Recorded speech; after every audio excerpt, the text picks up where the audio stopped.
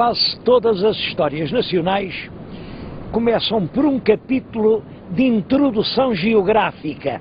Bom, introdução geográfica é a descrição do meio para mostrar como esse meio teve influência na evolução dos povos. A melhor introdução geográfica que eu conheço para a história portuguesa está nestes 3 versos de Camões. Eis aqui, quase cume da cabeça da Europa toda, o reino lusitano, onde a terra se acaba e o mar começa.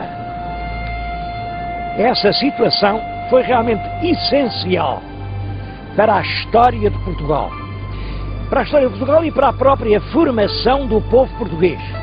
Porque as primitivas populações do mundo tinham uma vida nómada, vagabunda, andavam geralmente no sentido do sol, deslocavam-se em imensos rebanhos, pastavam os frutos que a terra dava, pois iam em demanda de outras colheitas e, à medida que avançavam, expulsavam os povos que aí estavam, instalavam-se os povos expulsos, iam por sua vez a expulsar outros. Ora bem, nestas regiões, como esta em que eu estou, essa substituição dos povos não era possível. Daqui ninguém podia fugir para parte alguma.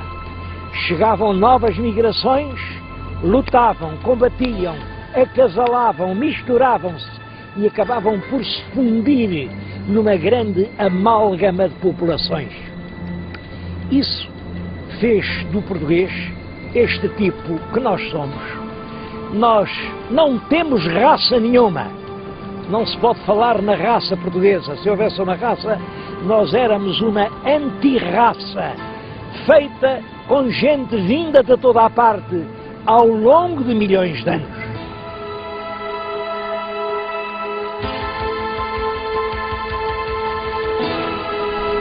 Essas sucessivas migrações humanas podem hoje distinguir-se pelas diferentes técnicas com que trabalhavam a pedra.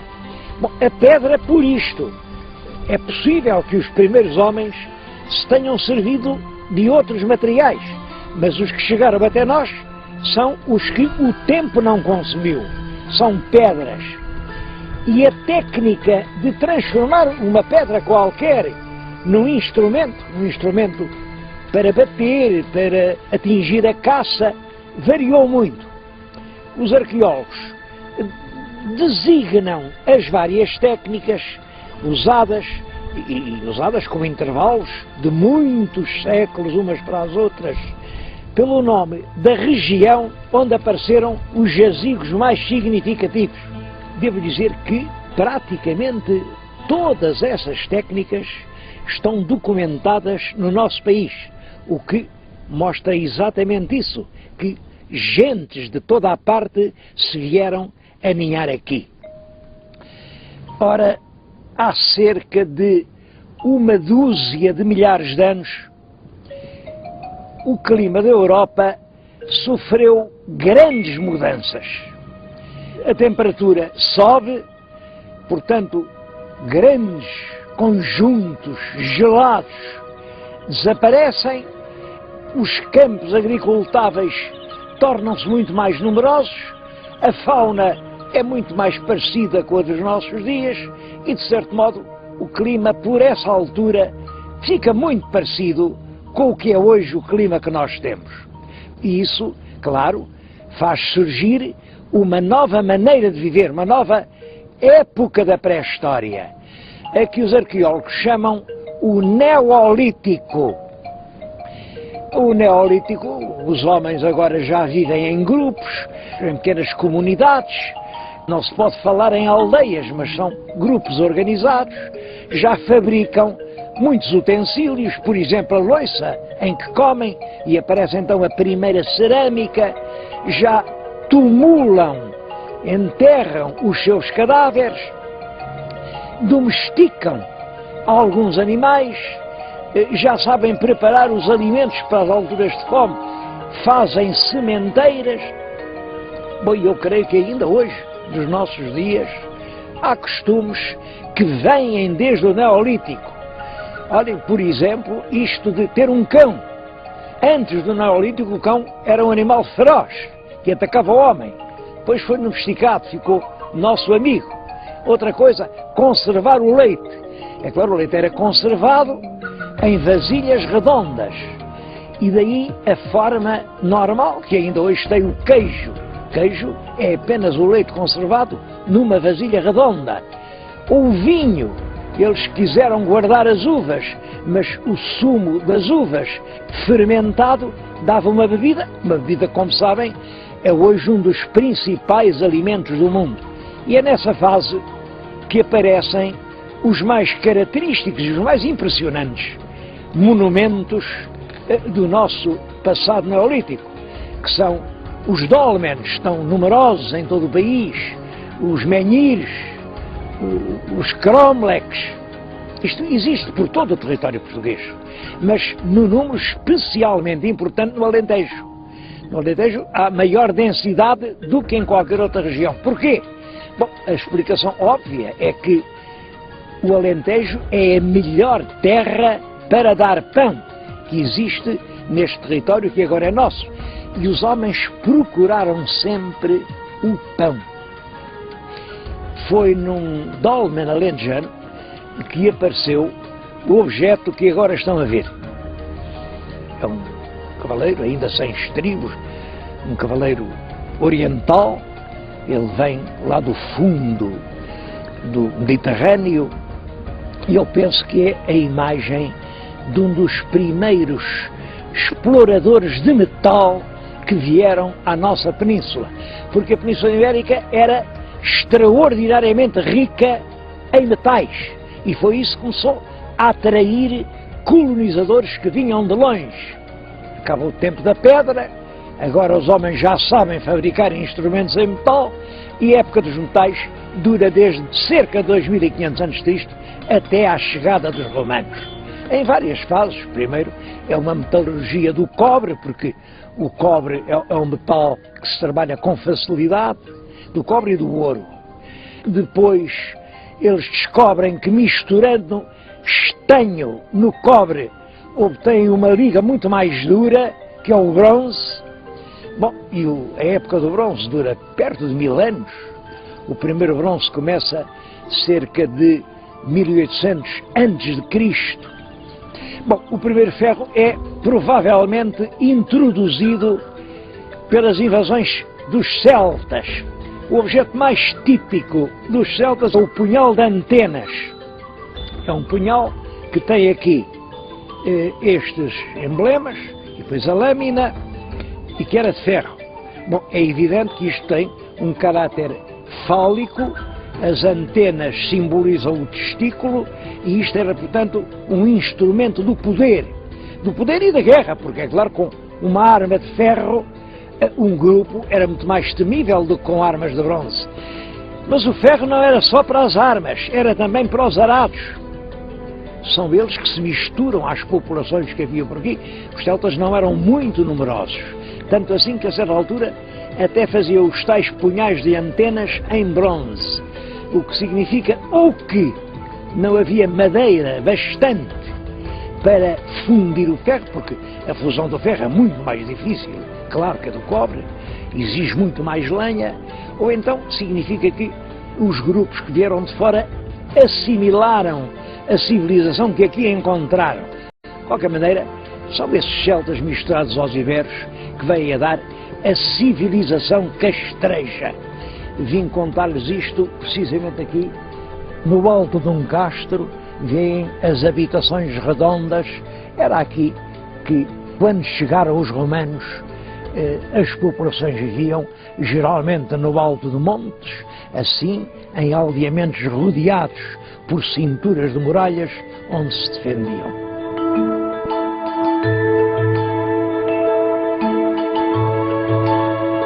E é essa civilização castreja que domina quase todo o território português até ao século II a.C.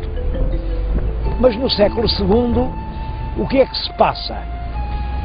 O domínio do Mediterrâneo era disputado por duas grandes potências, Roma e Cartago. Os cartagineses, para organizar exércitos para a guerra contra Roma, serviam-se da Península Ibérica. Aqui na Península havia realmente homens muito aptos para a guerra, muito valentes, e eles recrutavam aqui enormes exércitos que atiraram contra Roma.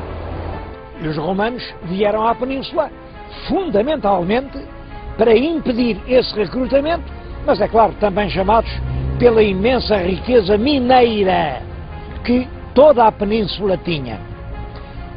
Os habitantes locais, os habitantes dos castros, os lusitanos, opuseram-se energicamente ao domínio romano. Ficou famoso, mesmo entre os romanos, o chefe dessa resistência, que era Viriato. Ele, durante alguns anos, travou grandes batalhas contra as legiões de Roma e venceu-as. Os romanos não o puderam derrotar, enfim, no campo de batalha, mas venceram-no à traição. Conseguiram subornar 2 lugares tenentes que o apanharam distraído e o assassinaram. Estou-lhes a contar estas coisas diante de uma estátua que a cidade de Viseu fez a Viriato, porque ele pode ser que não fosse Viseu, mas era aqui desta região, da região dos Montes Hermínios, do lado do Atlântico, portanto, desta Serra de Estrela já mais atlântica. É curioso que aqui há um monumento verdadeiro por detrás da estátua, vê em uma altura, bom, aquilo é um monumento a sério. Era ali um acampamento de uma legião romana. Os romanos, para se defenderem, levantavam grandes cômoros de terra, muralhas de terra, e era lá dentro que ficava a legião.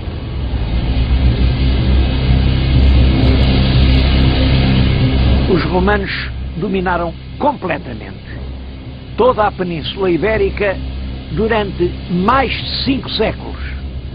Costumam referir-se as datas de 146 a.C.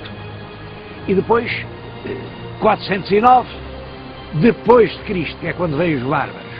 Durante esses perto de 600 anos, a influência que os romanos têm na Península é tão grande, que nós hoje nem sequer conseguimos saber qual seria a linguagem que falávamos antes da vinda dos romanos. Porque a que hoje falamos é que os romanos nos ensinaram. Falamos o latim, claro, um latim já muito corrompido e estropiado, mas é latim que nós falamos. Mas não foi só na linguagem, foi o pão que se come, a maneira de fabricar o pão, foi as técnicas da construção civil das casas, que chegaram até praticamente aos nossos dias, foram as leis. As nossas leis ainda são hoje decalcadas nas leis romanas. Foi a organização das cidades, foi tudo. Depois da vinda dos romanos, passamos a ser uma colónia da Itália, uma região em que se fala o latim, em que se pensa em latim, em que os homens se divertem à maneira dos latinos. E é claro que isso tem consequências decisivas na história da civilização peninsular. Portugal hoje é uma nação românica. Isto quer dizer, somos uma pátria filha de Roma. Ficaram muitos vestígios da passagem dos romanos em todo o país. Há mais de 2000 monumentos romanos.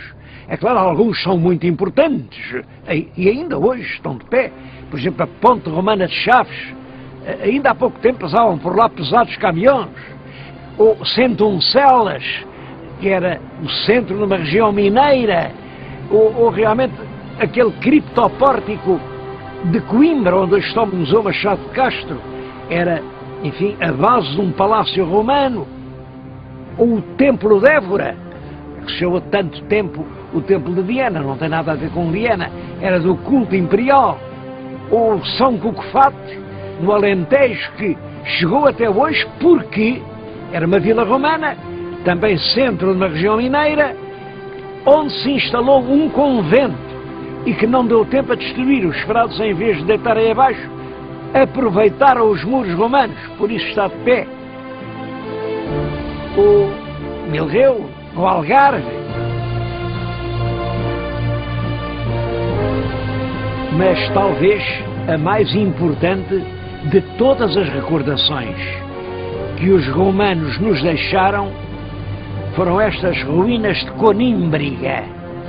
A cidade foi destruída pelos bárbaros, arrasaram-na, depois dos bárbaros cada um foi levando a sua pedra, olhem para a reconstrução de Condeixa, e hoje a cidade pouco mais tem que os alicerces.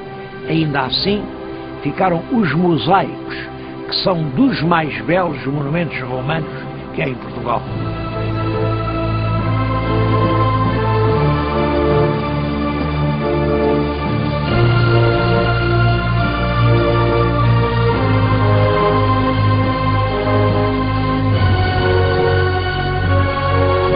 Diz-se muitas vezes que a civilização romana termina na Península com as invasões bárbaras do princípio do século V depois de Cristo.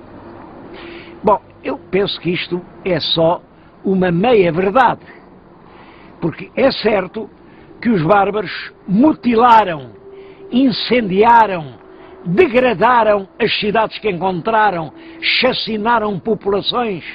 Bom, de certo modo, eles destruíram uma civilização, mas não conseguiram substituí-la por nenhuma outra. Os peninsulares continuaram a falar em latim, continuaram a plantar os olivais, continuaram a colher o seu vinho, porque realmente os bárbaros não tinham uma civilização superior que se nos pudesse comunicar. Mas é evidente que as invasões bárbaras são um facto muito importante.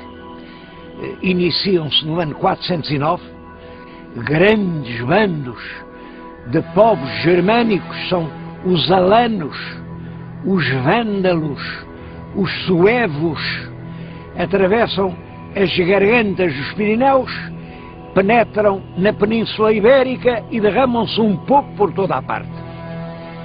É curioso que a resistência dos romanos foi muito fraca. Em muitas partes nem resistiram. Bom, e a explicação é esta. É que os romanos também estavam a atravessar uma crise, era uma civilização inteiramente baseada na escravatura e, naturalmente, os escravos não estavam dispostos a lutar e a dar a vida pelos senhores que os oprimiam. Senhores que, diz um escritor dessa época, por vezes eram mais bárbaros do que os próprios bárbaros. Mas no ano de 516, portanto, cerca de um século depois, chegou à Península uma outra grande invasão de povos germânicos, eram os visigodos. Os visigodos estavam já há muito tempo no Império, portanto, estavam, de certo modo, mais civilizados, mas também não eram portadores de uma cultura superior, e por isso eles não puderam enriquecer a cultura peninsular. Apesar disso, eu acho que a influência na história das invasões visigóticas foi realmente muito grande. É com os visigodos que nasce uma classe nova, uma classe que não era conhecida na época romana, a nobreza. Os visigodos chegam, apoderam-se das terras e, portanto, ficam proprietários servidos pelos antigos donos, que agora são os servos, e são realmente uma outra raça. Ora, um fidalgo é exatamente isso. É um grupo étnico diferenciado, mais branco, a pele mais clara, até se dizia que eles tinham sangue azul, porque a pele era branca. Uma classe militar, eles viviam da guerra, eram cavaleiros, ao passo que os outros tinham que viver do trabalho, e uma classe proprietária, que vive do fruto de uma terra trabalhada pelos outros. É a nobreza que vai ter um papel importantíssimo durante toda a Idade Média. É também com os visigodos que a Igreja assume um papel muito importante dentro do Estado. O clero católico já tinha surgido durante a época romana, porque o cristianismo instala-se no mundo romano. Mas a importância política desse clero dentro do Estado, esse é um facto que só acontece com os visigodos. Porquê? Exatamente porque os visigodos não têm cultura, não sabem latim e precisam do apoio dos bispos. Os bispos que, de certo modo, representam a continuação da cultura latina.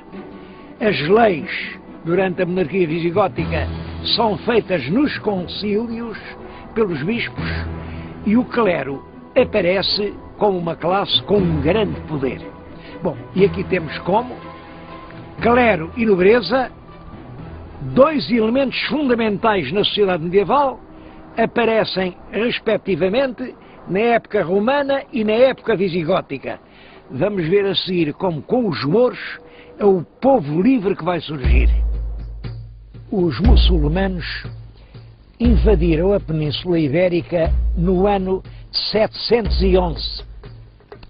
A invasão, como sabem, vem do norte da África, atravessa o Estreito de Gibraltar, estreito que tem esse nome de Gibraltar precisamente por causa dessa invasão, é que o general chamava-se Tariq e passou a chamar-se ao estreito Jebel al-Tariq, quer dizer o Estreito de Tariq, e devo-lhes dizer que teve um êxito militar fulminante. Os exércitos mouros derrotaram completamente os visigodos na grande batalha de Guadalete, isso é que foi em 711, e 3 ou 4 anos depois eram donos de toda a península, toda, com uma exceçãozinha lá em cima nas Astúrias, mas dominavam praticamente toda a península. Como é que se pode explicar essa queda tão rápida da península nas mãos dos invasores? Bom, há duas razões fortes. A primeira é que os visigodos tinham o monopólio das armas. Só os nobres visigodos é que podiam ser militares, é que tinham arte da guerra. Os outros não tinham nada a ver com a guerra, portanto, nem sequer foram vencidos. As populações hispano-romanas permaneceram na paz. A segunda razão era a grande tolerância religiosa de que os muçulmanos deram provas. Os muçulmanos usavam este sistema. Invadiam realmente as dioceses cristãs, mas se os cristãos aceitassem pagar um certo tributo, podiam manter o seu culto, as igrejas abertas, os seus sacerdotes, tudo como dantes. Bom, claro que se não pagassem esse tributo, mas se submetessem à lei do Islão, passavam a ser iguais aos outros. É claro que, naturalmente, os próprios mouros estavam interessados em receber o tributo. Portanto, não houve também grandes perseguições por motivos religiosos.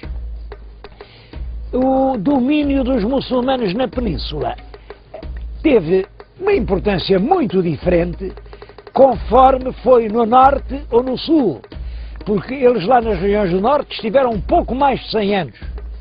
E aqui no sul, eu digo aqui no sul, porque lhes estou a falar diante de um castelo construído pelos mouros. castelo de Alcácer do Sal. Alcácer do Sal, por exemplo, só foi reconquistada pelos cristãos no ano 1217. Esteve mais de 400 anos em poder dos mouros. Claro que é uma influência muito mais duradoura. Do modo geral, costuma dizer-se que a influência dos árabes se deu sobretudo na agricultura, na introdução das novas plantas e nas técnicas do regadio. Bom, tudo isso é verdade. Mas isso teve importantes consequências na sociedade. O regadio permite que uma parcela pequena de terra sustente uma família. É o árabe que traz consigo a horta. E o hortelão é um homem livre. Vende os produtos do seu trabalho, vende-os na cidade. É assim que nasce um povo independente. Um povo senhor do seu próprio destino. Penso, portanto, que estão agora definidos os 3 elementos da sociedade medieval portuguesa. Clero, surgido ainda na época romana, nobreza, nascido no tempo dos visigodos, e o povo, que nasce na época dos mouros. Depois da invasão dos mouros, um pequeno número de cristãos continuou a resistir nas montanhas das Astúrias. É a história de Covadonga. Ainda hoje Covadonga é considerado uma espécie de lugar sagrado.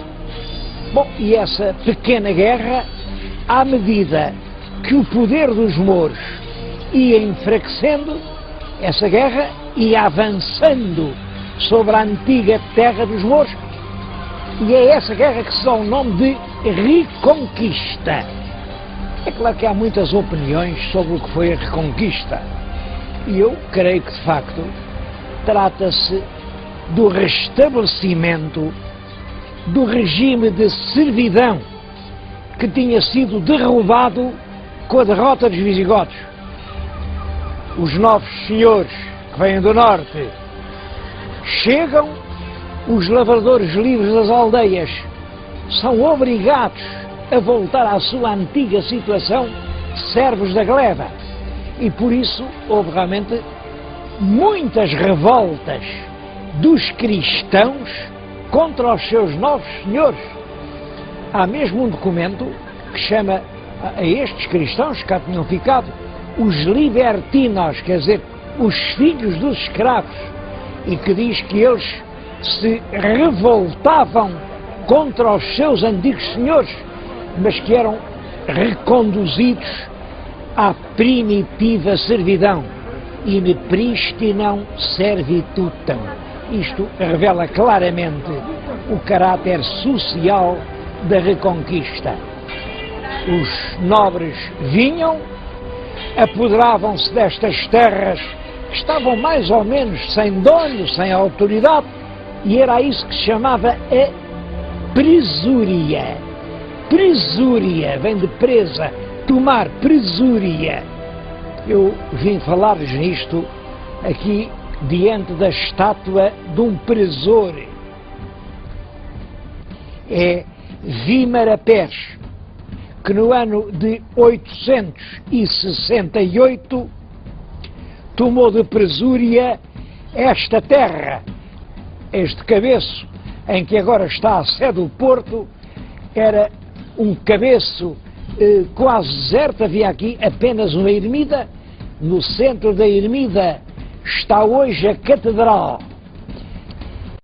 É claro que essa reconquista passa à linha do Douro, chega à linha do Mondego. No ano de 1064 é Coimbra que é conquistada pelos cristãos e passa a ser cabeça do novo condado, o condado conimbricense. É claro que o enfraquecimento dos Estados Árabes, a vinda dos cruzados à península, cruzados que, é claro, ajudavam os nossos reis na guerra contra os árabes, porque os reis aprovaram esta ideia. Tantas indulgências valia combater os mouros aqui na península, como combater os turcos lá na Terra Santa. Portanto, muitos cavaleiros cristãos da França, da Inglaterra, vieram aqui fazer a sua guerra.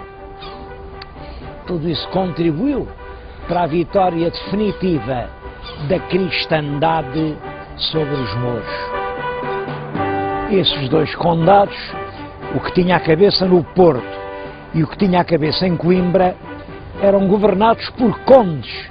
Condes que eram praticamente independentes, mas realmente dependiam do rei do Leão. Estavam vassalagem ao rei do Leão.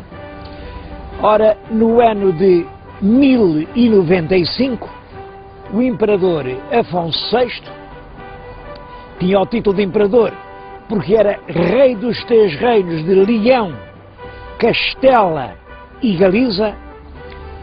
O imperador reuniu os dois condados do Porto e de Coimbra num só condado e deu todo esse território a uma filha, Dona Teresa, que por essa altura tinha casado com um fidalgo francês, o conde Dom Henrique, que era de uma poderosa família feudal francesa, os duques da Borgonha.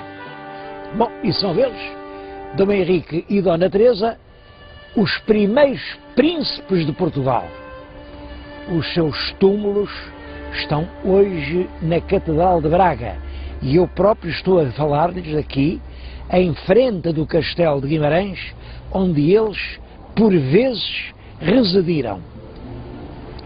O conde morreu em 1114 e, naturalmente, o governo do condado passou para a rainha viúva, que era a mãe do jovem Dom Afonso Henriques.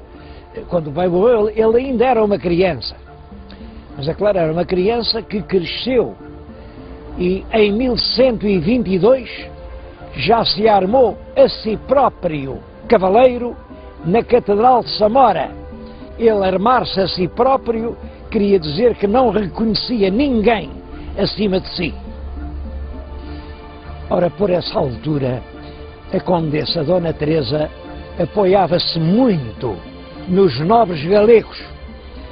Estava até casada com um grande fidalgo da Galiza, o conde Fernão Pérez de Trava, que tinha uma posição de chefia em tudo o que dizia respeito aos assuntos portucalenses. Bom, e os portugueses não viam com bons olhos essa espécie de sujeição à Galiza. Havia resistência e o jovem Afonso Henriques vem a encabeçar essa resistência, apoiado por um lado pelos burgueses de Guimarães, pelo arcebispo de Braga e também por muitos fidalgos portucalenses. E Afonso Henriques, com essas forças, resolve apoderar-se do governo do condado. É claro que a mãe não concordou. A mãe entendia que a condessa era ela. E os dois, mãe e filho, travaram um combate no campo de São Mamede, perto do Castelo de Guimarães. Devo dizer que, passados alguns anos, a esse lugar já se chamava o Campo de São Redanhas. Redanhas, em sentido figurado, quer dizer feitos de valentia, atos corajosos. Compreendo perfeitamente que ao sítio onde houve uma batalha se tenha ligado essa ideia de feitos valentes. Ora, nós sabemos, e sabemos perfeitamente, porque Fernão Lopes o diz, onde era o Campo de São Redanhas. Ficava a meia légua de Guimarães, na estrada de quem vem do Porto para Guimarães. O lugar é, portanto, o que agora estão a ver. As tropas de Dona Teresa vinham atacar e precisavam de passar o rio, certamente por aquela ponte que já nessa altura existia. E foi aqui que se deu o combate que fez nascer Portugal.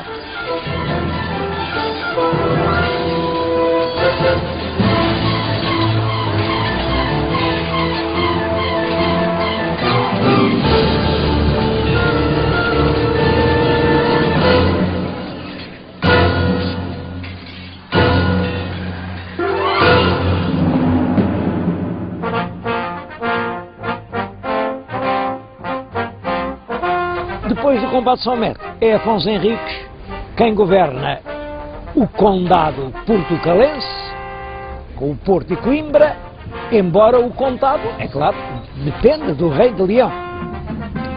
Entre as muitas ações militares de Dom Afonso Henriques, nenhuma ficou tão célebre como a Batalha de Ourique.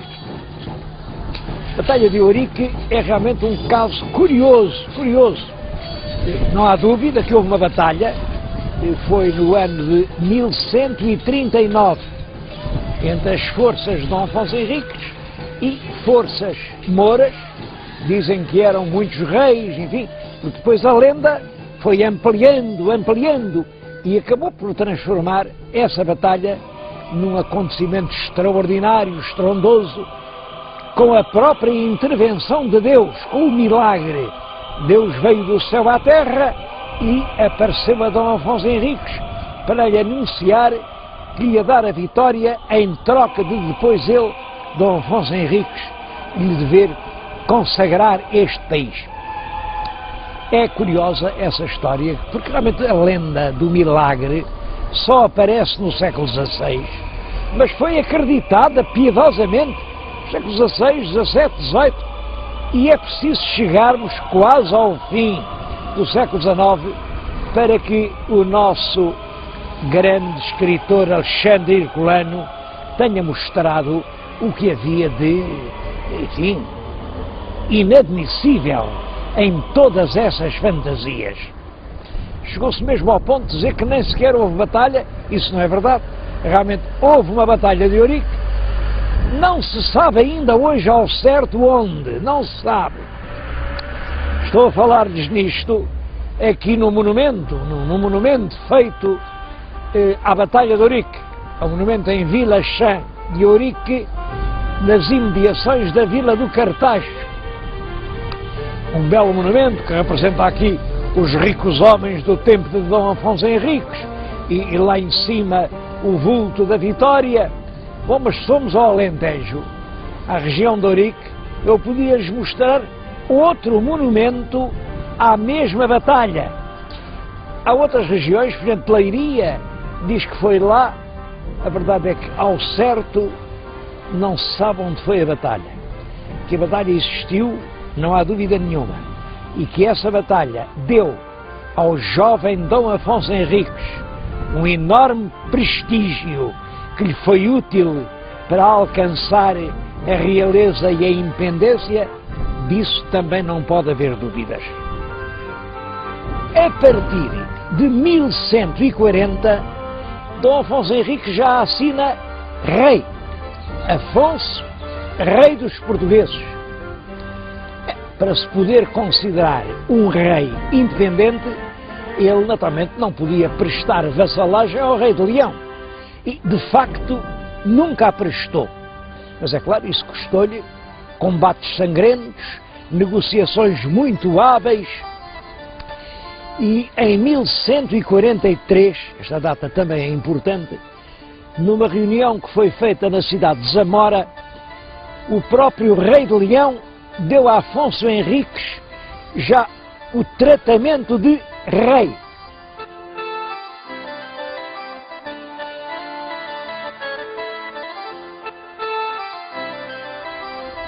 Finalmente, em 1179, pela primeira vez, o Papa, numa bula célebre, Manifestis Probatum, reconheceu Afonso Henriques como rei de Portugal.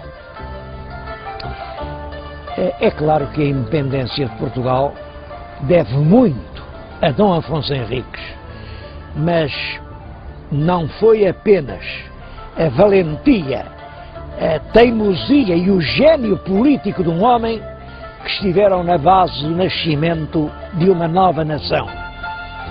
Portugal tornou-se independente, isto é, tornou-se nação que tem o direito de se governar a si própria, porque toda a região tinha um caráter próprio e principalmente porque existia um povo português, um povo com uma língua própria, uma língua muito diferente da que se falava em Castela ou em Leão. Esse povo tinha conhecido uma situação de quase liberdade no tempo dos mouros e agora apoiava o príncipe que protegia os concelhos que eram o vestígio da liberdade popular ameaçada pela Reconquista. De facto, foram os concelhos que deram a Dom Afonso Henriques a força que lhe permitiu ser independente, a começar pelo Conselho dos Burgueses aqui de Guimarães, que lhe permitiu resistir a um cerco posto pelo rei de Leão e que lhe deu também as tropas que lhe fizeram ganhar o combate de São Amede. E à força do povo juntava-se a força dos bispos, que queriam ver as suas dioceses independentes das sés metropolitanas de Toledo e de Compostela. Ele manteve, por um lado, a guerra com os mouros, e conseguiu que a fronteira do seu reino passasse da linha do Mondego para a linha do Tejo, com a conquista definitiva das grandes cidades de Santarém e de Lisboa, e com Lisboa apoderou-se de Sesimbra, de Sintra, de Palmela. Constroem-se grandes monumentos, como é, por exemplo, a Sé Velha de Coimbra, ou a Sé de Lisboa, ou o convento de Alcobaça. Olhem, ou este convento de Santa Cruz de Coimbra, ou São João de Tarouca, ou o Castelo de Leiria. É, portanto, um grande e construtivo reinado.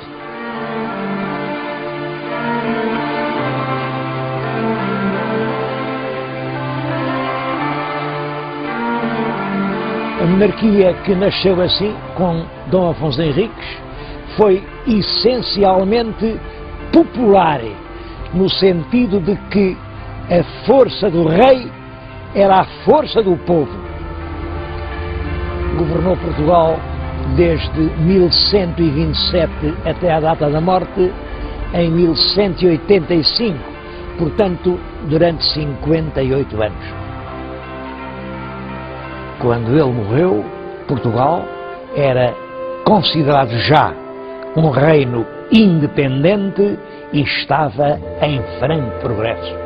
Ele dispôs que depois da morte queria que o enterrassem em Coimbra, no altar-mor do mosteiro de Santa Cruz, que ele próprio tinha fundado. E eu venho dizer estas palavras precisamente em frente do túmulo do fundador da nacionalidade. Este túmulo que estão a ver, que é grandioso, é uma homenagem ao fundador de Portugal. É claro que é já obra do rei Dom Manuel, que em cerca de 1520 manda construir este grande monumento.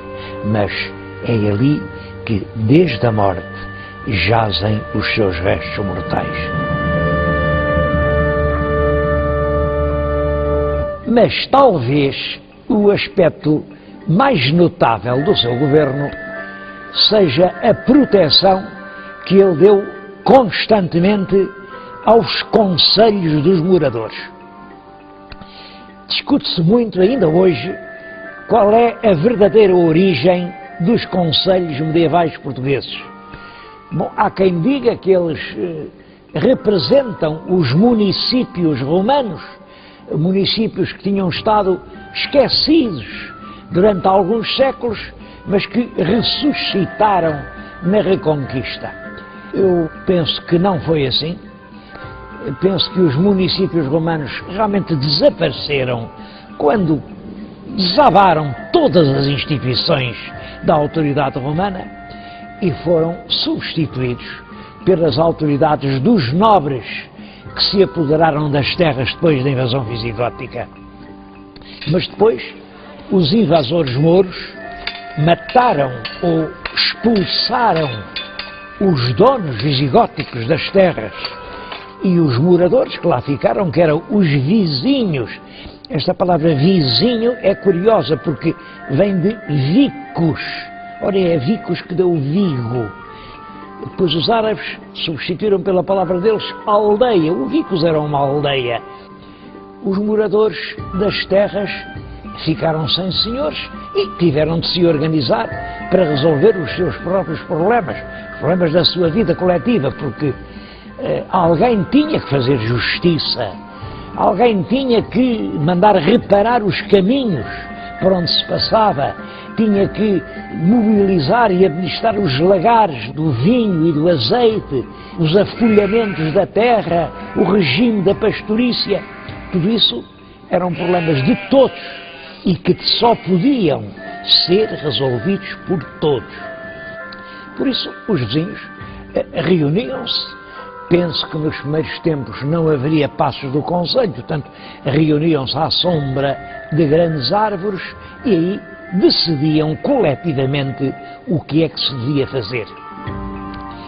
O nome que se dava a essas reuniões era os conventos públicos vicinorum, quer dizer, as reuniões coletivas dos vizinhos. E, portanto, a autoridade que outrora era exercida pelo nobre visigótico passa agora a pertencer à reunião coletiva dos vizinhos.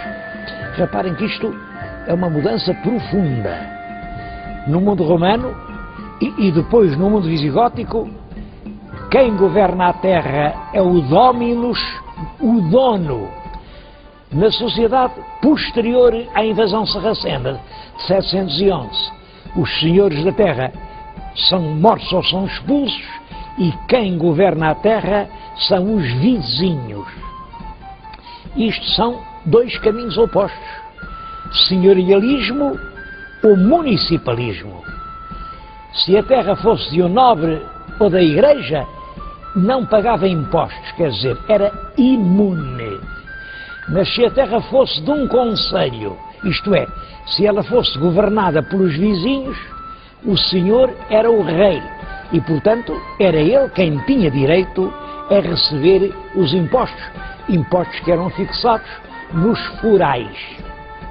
Impostos e serviços, entre outros, um serviço militar que consistia em, durante um certo número de semanas por ano, sempre na primavera, cada concelho tinha que pôr ao serviço do rei um certo número de cavaleiros, eram esses os famosos cavaleiros vilãos, um certo número de besteiros, eram lavradores armados de bestas, e um certo número de homens de pé. É claro que isso tornava o rei o mais forte chefe militar do país, porque cada concelho mandava poucos homens, mas muitos concelhos formavam uma grande hoste. Nenhum senhor, nenhum conde podia ter a veleidade de medir forças com hoste real. O trono português teve assim, desde o início, na sua base, a força do povo. E também isso marcou o nosso destino histórico e modelou a maneira de ser política da nação portuguesa. A Dom Afonso Henriques sucede no trono o filho, Dom Sancho I. Dom Sancho foi também um grande rei, concedeu muitas dezenas de forais, fez nascer a vida em povoados que eram montes de ruínas. A Sancho I sucede Dom Afonso II. Ele reinou pouco tempo, mas foi também um grande rei. É ele quem convoca as primeiras cortes, é ele quem publica as primeiras leis gerais. É realmente um rei que tem de enfrentar já as primeiras reações dos nobres, mas quando morre, quem sucede no dono é um filho dele, Dom Sancho II, que ainda é muito pequeno. Não sabemos a idade, a crónica só diz que estava na puerícia, quer dizer, era uma criança. Os nobres aproveitaram essa circunstância e o reinado de Sancho II é de facto tumultuoso, cheio de conflitos sangrentos, de guerras civis, de atos de violência sobre as vilas, sobre os concelhos, sobre as igrejas, sobre os celeiros e as adegas dos conventos. Bom, isto leva os representantes dos concelhos e os bispos a apresentar uma queixa ao Papa, dizendo-lhe: este homem não sabe governar, o país caiu realmente num inferno. O Papa acreditou nas queixas e todos os documentos que existem nos levam a crer que as queixas tinham razão. É um período infeliz, é reinado de São II. Por isso, o Papa era o Papa Eugênio IV, considerava-se o chefe de toda a cristandade, retirou o governo de Portugal ao rei Dom Sancho e entregou a um irmão mais novo, Dom Afonso, que vivia em França, casado com uma grande fidalga, Dona Matilde, que era condessa de Bolonha. Daí, ao nosso Dom Afonso, ficou para sempre o alcunha de o Bolonhês.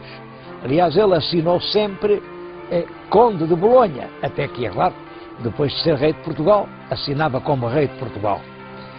Dom Afonso vem de Paris para tomar conta do reino de Portugal, é bem recebido em Lisboa, mas Dom Sancho tenta resistir e há uma guerra civil que ensanguentou o país durante cerca de 2 anos, mas Dom Sancho foi vencido, teve que sair de Portugal, foi refugiar-se em Toledo, onde morreu pouco depois, e o bolonhês sobe ao trono é Dom Afonso III.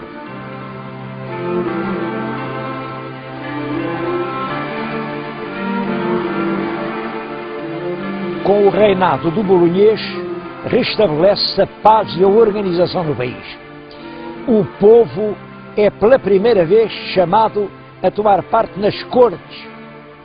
E estou-lhes a falar em primeiras cortes, aqui na cidade de Lamego, também ligada às cortes por uma lenda inventada no século XVII, que diz que foi aqui, em Lamego, que Dom Afonso Henriques reuniu as famosas cortes de Lamego, que realmente nunca existiram. Isso é uma lenda inventada por imaginosos cronistas.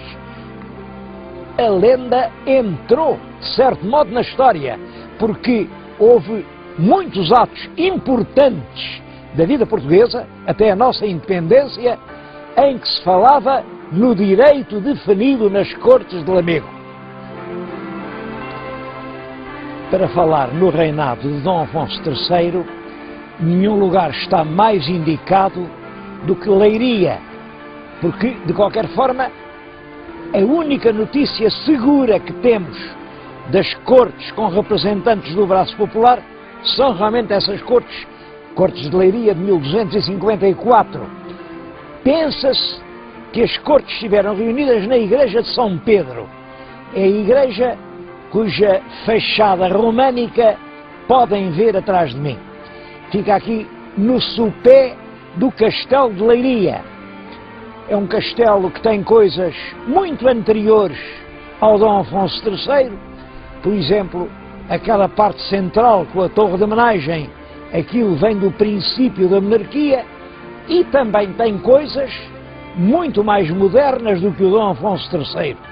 Aquela linda alcáçova com janelas debruçadas sobre o que hoje é a cidade, tudo isso é do tempo de Dom João I, portanto, já dos princípios do século XV. Há muitas outras coisas que nos lembram a Revolução do Bolonhês.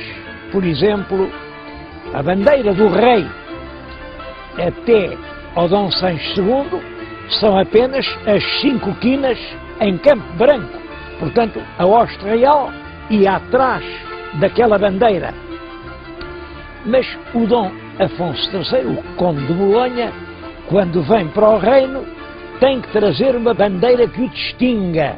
Ora bem, ele tinha sido apoiado em França por uma tia materna, que era a Rainha Dona Branca de Castela, cuja bandeira era vermelha, toda bordada com castelos de ouro.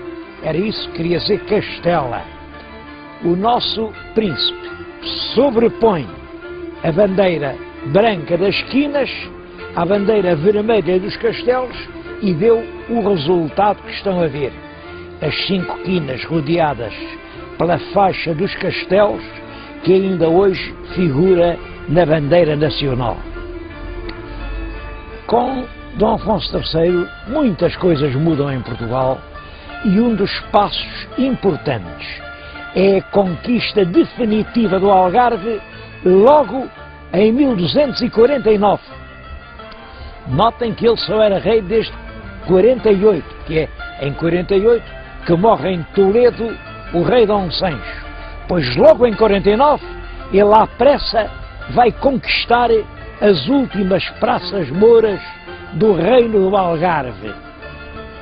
Porquê essa pressa toda? Bom, é porque realmente quem se considerava com direito a conquistar o Algarve era o rei de Leão e Castela. Aquilo ele entendia que era um direito dele. Por isso, quando os portugueses conquistaram aquelas praças, surgiu um conflito entre a coroa portuguesa e a coroa castelhana. Conflito que Dom Afonso III resolveu com uma extrema habilidade. Casou com uma filha, é certo, uma filha bastarda, Dona Beatriz, filha do rei de Castela, do rei Afonso X. E o rei de Castela, Afonso X, deu o Algarve ao primeiro neto que nasceu desse casamento. Portanto, esse primeiro neto vem a ser o rei Dom Dinis.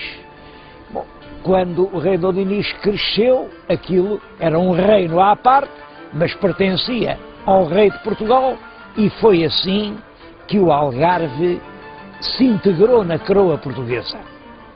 Devo-lhes dizer que esta revolução que põe no trono bolonhês, a revolução de 1245-1248, é pouco conhecida dos portugueses.